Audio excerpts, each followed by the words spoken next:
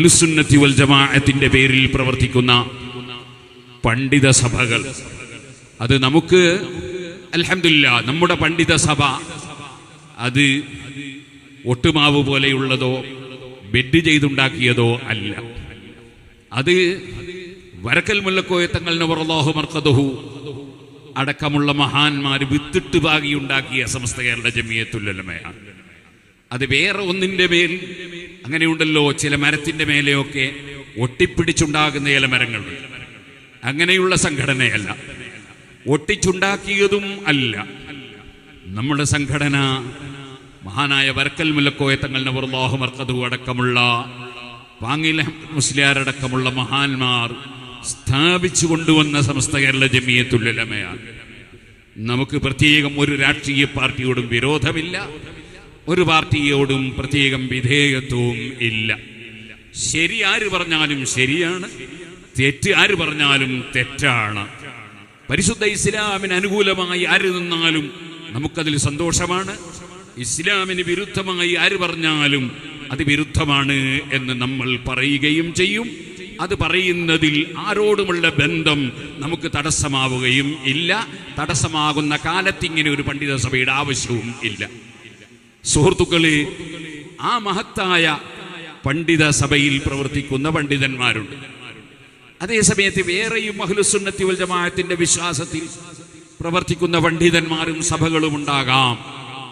അത്തരം സഭകളിലുള്ളവരെയും നമ്മളെയും എല്ലാവരെയും പ്രതിചേർത്ത് സുന്നത്ത് ജമാഅത്തിന്റെ വിരുദ്ധ ആശയക്കാരാണ് നമ്മളെന്നും നമ്മൾ ബിദ്അത്തുകാരാണെന്നും ശരിയായ സുന്നത്ത് ജമാഅത്ത് ഇസ്ലാമിയാണെന്നും ജമാഅത്ത് ഇസ്ലാമിക്കാർ എഴുതി പ്രചരിപ്പിക്കുന്നുണ്ട്, പ്രസംഗിച്ചും പ്രചരിപ്പിക്കുന്നുണ്ട്. അതായത് നമ്മുടെ പണ്ഡിതന്മാർ എല്ലാ വിഷയത്തിലും ഷർത്തും ഫർളും ഒക്കെ നോക്കി കാര്യം ചെയ്യണം എന്ന് പഠിപ്പിക്കുന്നവരാണ്. മഹാനായ തങ്ങളവർകൾക്കും ശൈഖുന ഉസ്താദ് അവർകൾക്കുമൊക്കെ വഫാത്തായി പോയ അവേലത്ത് തങ്ങളടക്കം താജുൽ ഉലമ, നൂറുൽ ഉലമ, കൻസുൽ ഉലമ അടക്കമുള്ള നമ്മുടെ പ്രാമാണിക പണ്ഡിതന്മാർ, അവർക്കെല്ലാം നമ്മൾ വലിയ ആദരവും ബഹുമാനവും വകവെച്ചു കൊടുത്തത് അവർ അള്ളാഹുവിന്റെ ദീൻ കൈകാര്യം ചെയ്യുമ്പോൾ കൃത്യമായി അത് പഠിപ്പിക്കുകയും അതിൽ ഉറച്ചു നിന്ന് നമുക്ക് നേതൃത്വം നൽകുകയും ചെയ്തു എന്നതിന്റെ പേരിലാണ്. ആ വകയിൽ അവർക്കൊന്നും ഒരു കുറവും വന്നുപോയിട്ടില്ല. തങ്ങളവറുകൾ ഒരു പള്ളിയിൽ, ആ പള്ളിയിലെ ഉസ്താദായി സേവനം ചെയ്തുകൊണ്ടിരിക്കുമ്പോഴാണ് തങ്ങളവറുകൾ അവിടുന്ന് ഇറങ്ങിയത്. ആ ഇറങ്ങിയ ഉടനെ അവിടെ നടന്ന ഒരു സമ്മേളനത്തിൽ പങ്കെടുത്ത് നീണ്ട പ്രസംഗം നടത്താൻ അള്ളാഹു എനിക്ക് അവസരം തന്നിരുന്നു. ഞാൻ പറഞ്ഞു വരുന്നത്, അതിനൊരു കാരണമുണ്ടായിരുന്നു. തങ്ങളവറുകൾ അവിടുന്ന് ഇറങ്ങാൻ ഒരു കാരണമുണ്ടായിരുന്നു. കാരണം തങ്ങളവറുകളോട് യോജിക്കാത്ത ഒരു കാര്യം ചെയ്യണം എന്ന് അവിടെ ഭരണം നടത്തുന്ന ചില ആളുകൾക്ക് താല്പര്യമുണ്ടായി. ആ താല്പര്യത്തിനനുസരിച്ച് നിന്നുകൊടുക്കാൻ സയ്യിദ് അവറുകൾ തയ്യാറായില്ല.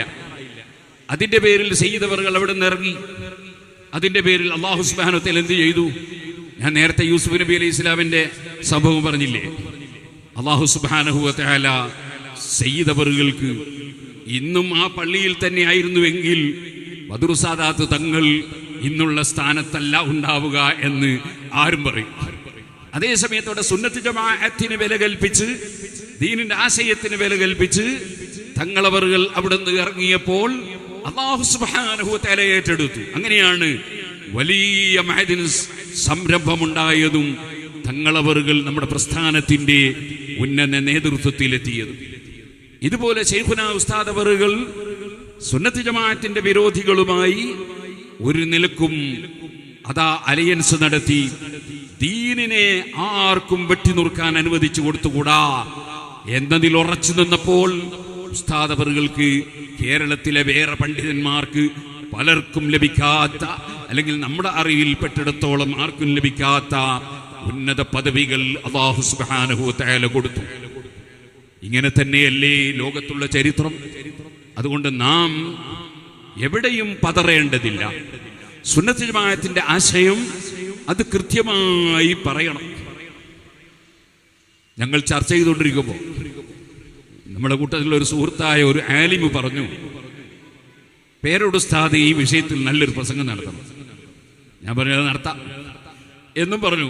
ഇറങ്ങി വരുമ്പോൾ വേറൊരു സുഹൃത്തായ ഒരു പണ്ഡിതനോട് പറഞ്ഞു, പേരോട് ഉസ്താദ് മാത്രം പ്രസംഗിച്ചാൽ പിന്നെ പറയും പേരോട് പറഞ്ഞു എല്ലാവരും പറയണമെന്ന്. അയാളെ പറഞ്ഞത് ശരിയാണ്, എല്ലാവരും പറയണം, എല്ലാ പ്രസംഗകരും പറയണം, എല്ലാ ആലിമീങ്ങളും പറയണം. ദീന് പറയുന്ന സ്ഥലത്ത് ഒരു മോനെയും നമ്മൾ ഭയപ്പെടേണ്ടതില്ല, എല്ലാവരും പറയണം. ജമാഅത്തെ ഇസ്ലാമി സുന്നികളൊക്കെ ബിദ്അത്തുകാരാണെന്ന് പറഞ്ഞ് അവർ സക്കാത്ത് പിരിക്കാൻ വേണ്ടി സഞ്ചിയും എടുത്ത് ഇറങ്ങാൻ പോവുകയാണ്. ഇസ്ലാമിന്റെ നിയമങ്ങളൊക്കെ കാറ്റിൽ പറത്തി, ഫിഖ്ഹിന്റെ നിയമങ്ങൾ, നബിതങ്ങൾ പഠിപ്പിച്ച നിയമങ്ങൾ, സഹാബത്ത് പഠിപ്പിച്ച നിയമങ്ങൾ കാറ്റിൽ പറത്തി അവർക്ക് അവരുടെ പത്രം നടത്താൻ, അവരുടെ ഓഫീസിന്റെ ചെലവ് നടത്താൻ, അവരുടെ ആവശ്യങ്ങൾ നിർവഹിക്കാൻ അവർക്കിഷ്ടപ്പെട്ടതുപോലെ സദാ പണം വാങ്ങി ബാങ്കിൽ നിക്ഷേപിച്ച് പലിശ വാങ്ങാൻ, ഇതൊന്നും ഞാൻ വെറുതെ പറയല്ല. അങ്ങനെയാണ് പുത്തൻവാദികൾ സക്കാത്ത് കൈകാര്യം ചെയ്യുന്നത്. നമ്മുടെ കൈവശത്തിൽ അവരച്ചടിച്ച് പുറത്തിറക്കിയ അവരുടെ കണക്കിന്റെ പുസ്തകങ്ങളുണ്ട്. അതിൽ സക്കാത്തിന്റെ സംഖ്യ കൊണ്ടുപോയി ബാങ്കിൽ നിക്ഷേപിച്ച് പലിശ വാങ്ങിയതിന്റെ കണക്ക് നമ്മുടെ കൈവശത്തിലുണ്ട്. അതുപോലെ ഒരു നിലക്കും അംഗീകരിക്കാൻ കഴിയാത്ത അവരുടെ പ്രവർത്തനങ്ങൾക്ക് വേണ്ടി അവർ സക്കാത്ത് ചെലവഴിച്ച കണക്ക് നമ്മുടെ കൈവശത്തിലുണ്ട്. ഇത് ആരോപണമല്ല സുഹൃത്തുക്കളെ. അങ്ങനെ മുസ്ലിമീങ്ങളായ മുതലാളിമാരുടെ സക്കാത്ത് അവർക്ക് ആഖിറത്തിൽ രക്ഷപ്പെടാൻ കഴിയാത്ത വിധം അനധികൃതമായി കൈവശപ്പെടുത്തി ചെലവഴിക്കാനുള്ള പരിപാടിയുമായി ഇവിടെ ജമാഅത്തെ ഇസ്ലാമി പുറത്തിറങ്ങിയിട്ടുണ്ട്. നിങ്ങൾക്കറിയില്ലേ, ഇസ്ലാമിനെ തകർക്കാൻ വേണ്ടി മദീനയിൽ നബി സല്ലല്ലാഹു അലൈഹി വസല്ലം പ്രവർത്തിച്ചു കൊണ്ടിരിക്കുമ്പോൾ അതിനെതിരായി മുനാഫിഖുകൾ റിബൽ പള്ളി നിർമ്മിച്ചു. ആ റിബൽ പള്ളിയുടെ ഉദ്ഘാടനത്തിന് നബി സല്ലല്ലാഹു അലൈഹി വസല്ലം തങ്ങളെ ക്ഷണിക്കാൻ വന്നു. കാരണം നബിയൊന്നും അവിടെ കയറി കിട്ടിയാൽ അവരുടെ ആഗ്രഹം പൂവണിയും, അവർക്ക് അംഗീകാരം ലഭിക്കും. അതിനു വേണ്ടിയാണ് അവർ ചെയ്തത്. അവിടെയാണ് സൂറത്തു തൗബയിൽ വല്ലദീന തഖദൂ മസ്ജിദൻ ദിറാറൻ വകുഫറൻ വതഫരീഖൻ ബൈനൽ മുഅ്മിനീന വഇർസാദൻ ലിമൻ ഹാറബല്ലാഹ വറസൂലഹു. അല്ലാഹുവിനെയും റസൂലിനോടും എതിർപ്പ് കാണിക്കുന്ന കക്ഷികൾ, ഓ നബിയെ, മുസ്ലിമീങ്ങളെ ഭിന്നിപ്പിക്കാൻ വേണ്ടിയാണ് പള്ളി എന്ന പേരിൽ ആ ബിൽഡിംഗ് നിർമ്മിച്ചത്. അതുകൊണ്ട് തന്നെ ലാ തഖും ഫീഹി അബദാ, അവിടെ തങ്ങളെ ഉദ്ഘാടനത്തിന് ക്ഷണിച്ചാൽ അവിടെ ഉദ്ഘാടനത്തിന് പോകരുതെന്ന് മാത്രമല്ല, അവിടെ കേറി നിസ്കരിച്ചു പോകരുത് എന്ന് ഖുർആൻ നബി തങ്ങൾക്ക് വിവരം നൽകിയത് നമുക്കറിയാം. ആ മുനാഫിക്കുകളുടെ അതേ കുതന്ത്രം അവരുടെ പിൻഗാമികളായ പുത്തൻവാദികൾ ഇപ്പോൾ നടത്തിക്കൊണ്ടിരിക്കുകയാണ്. അവരുടെ ആശയ പ്രചരണത്തിനും അവരുടെ സക്കാത്ത് പിരിവെടുത്ത് അവരെ സംഘടന വളർത്തുന്നതിനും അള്ളാഹുവിന്റെ റസൂലിന്റെ പേരമക്കളായ നബി കുടുംബത്തെ തന്നെ അതിനനുകൂലമാക്കി കൊണ്ടുവരാൻ വേണ്ടിയുള്ള പരിശ്രമം നടത്തുന്നുണ്ട്. ആ നബി കുടുംബത്തിൽപ്പെട്ട ആദരണീയരായ സയ്യിദന്മാർ അത്തരം വിഷയങ്ങൾ ഒരുപക്ഷെ ഗ്രഹിക്കാത്തവരോ ചിന്തിക്കാത്തവരോ ആയിരിക്കാം. നോക്കൂ, നബിതങ്ങൾക്ക് പെൺകുട്ടികൾ മാത്രമേ ജീവിച്ചിരിപ്പുണ്ടായിട്ടുള്ളൂ. ആൺമക്കളെല്ലാം മരിച്ചുപോയതിനാൽ, കുട്ടിക്കാലത്ത് മരിച്ചുപോയതിനാൽ നബിതങ്ങൾക്ക് പേരക്കുട്ടികളില്ല. അതുകൊണ്ട് തന്നെ അഹ്ലു ബൈത്തില്ല, സയ്യിദന്മാരില്ല. നബിയുടെ കുടുംബത്തിൽപ്പെട്ട പേരക്കുട്ടികളെന്ന് പറയാൻ പാടില്ല, തങ്ങൾ എന്ന് വിളിക്കാൻ പാടില്ല. നീയത്താണ്, അതില്ലാതെയാക്കിയാലേ ഇസ്ലാം രക്ഷപ്പെടുകയുള്ളൂ. തങ്ങൾ എന്ന് പറയുന്നവരെ കൈപിടിച്ച് ചുംബിക്കുന്ന ഏർപ്പാടുണ്ട്. ആ കൈ ഛേദിച്ചു കളയേണ്ടതാണ്, വെട്ടിക്കളയേണ്ടതാണ് എന്ന് പ്രബോധനത്തിൽ എഴുതിയവരാണ് ജമാഅത്തെ ഇസ്ലാമി. അതേപോലെ സയ്യിദ് അബ്ദുറഹ്മാൻ ബാഫഖി തങ്ങൾ, ആ ബാഫഖി തങ്ങളോട് മക്കയിൽ നിന്ന് ഞാൻ നേരിട്ട് ചോദിച്ചു, ആരാ പറയുന്നത്? കെ എം മൗലവിയുടെ മകനാണ്. ഞാൻ ചോദിച്ചു, എന്താണ് ഈ തങ്ങള്? അപ്പൊ ബാഫഖി തങ്ങൾ പറഞ്ഞു, അങ്ങനെ തങ്ങളൊന്നുമില്ല, ഞങ്ങളൊക്കെ ശിയാക്കളാണ്. കേരളത്തിൽ വന്നപ്പോൾ ഞങ്ങൾ തങ്ങൾ എന്ന് പേരിട്ട് ശാഫി മദ്ഹബായതാണ് എന്ന് ബാഫഖി തങ്ങൾ എന്നോട് നേരിൽ പറഞ്ഞു എന്ന് കെ എം മൗലവിയുടെ മകൻ ഖാത്തിബ് മൗലവി പറഞ്ഞത് മുജാഹിദിന്റെ ശബാബിലുണ്ട്. ഞാനിത് പറഞ്ഞു വരുന്നത്, തങ്ങന്മാരില്ലെന്നും തങ്ങന്മാരെ ബഹുമാനിക്കാൻ പാടില്ലെന്നും തങ്ങന്മാരെ കൈപിടിച്ച് ചുംബിക്കുകയല്ല, അത് വെട്ടിക്കളയുകയാണ് വേണ്ടതെന്നും പറഞ്ഞ ജമാഅത്തെ ഇസ്ലാമിയും മുജാഹിദും ഇപ്പോൾ അവർക്ക് ഈ തങ്ങന്മാർ നൂലുമന്ത്രിക്കുന്നവരും അതുപോലെ തന്നെ ഊതിക്കൊടുക്കുന്നവരൊക്കെ ആയതുകൊണ്ട് അവരുടെ ഭാഷയിൽ അവരെല്ലാം ശിർക്ക് ചെയ്ത മുശ്രിക്കീങ്ങളാണെങ്കിലും പലപ്പോഴും അവർക്ക് ജനങ്ങൾക്കിടയിൽ അംഗീകാരം കിട്ടാൻ വേണ്ടി അവർക്ക് മയ്യിത്ത് നിസ്കരിക്കാൻ മുശ്രിക്കിനെ കിട്ടണം എന്ന വാശിയിലേക്ക് ഈ മുജാഹിദ് എത്തിയിട്ടുണ്ട്, ജമാഅത്ത് എത്തിയിട്ടുണ്ട്. അവരുടെ ഭാഷയിലാട്ടോ മുശ്രിക്കുന്നത്, എൻ്റെ ഭാഷയിലല്ല. അങ്ങനെ അവർക്ക് മതത്തിൽ വിശ്വാസമില്ലെന്നും പറയുന്നതല്ല അവരെ വിശ്വാസമെന്നും അവർക്ക് സാമ്പത്തിക കാര്യലബ്ധിയാണ് ഉദ്ദേശമെന്നും ചിന്തിക്കുന്ന ഏത് മനുഷ്യനും വ്യക്തമാകുന്ന വിധം വളരെ കൃത്യമായി ബോധ്യപ്പെട്ട കാര്യമാണ്.